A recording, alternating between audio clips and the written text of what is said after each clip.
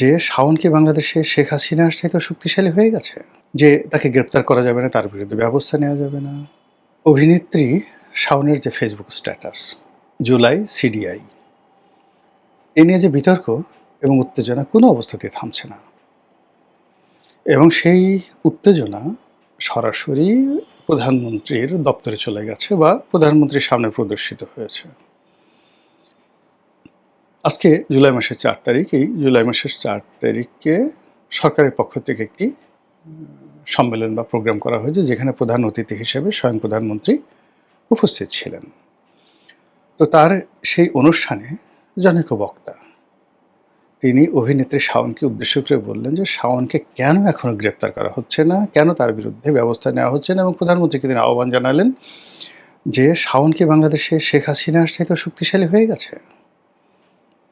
যে তাকে গ্রেপ্তার করা যাবে না, তার বিরুদ্ধে ব্যবস্থা নেওয়া যাবে না।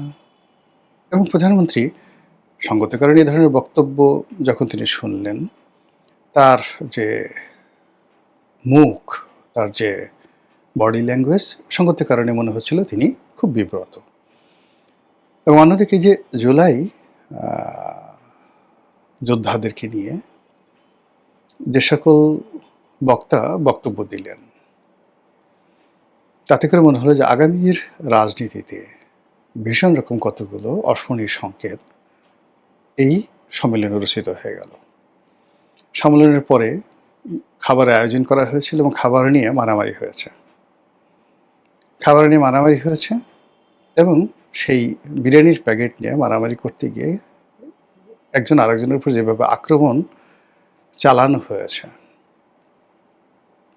কেউ কেউ বলছেন যে অনেকে মানে একে অপরকে ঘুষি দিয়ে আর বললাম না, যাক অসুবিধা নেই, সেটা হয়েছে। আবার এই যে আজকের যে অনুষ্ঠানটা হবে, অনুষ্ঠানের যে আয়োজকরা আজকের দিনের সকাল পর্যন্ত, একদম মর্নিং পর্যন্ত তারা সিদ্ধান্ত নিতে পারেন না যে এই অনুষ্ঠানের শিরোনামটা কী হবে, নামটা কী হবে। এই হলো একটা বিশৃঙ্খল যে অনুষ্ঠান জুলাইকে নিয়ে সরকার করলো, দল করলো, কোনো দরকার ছিল না।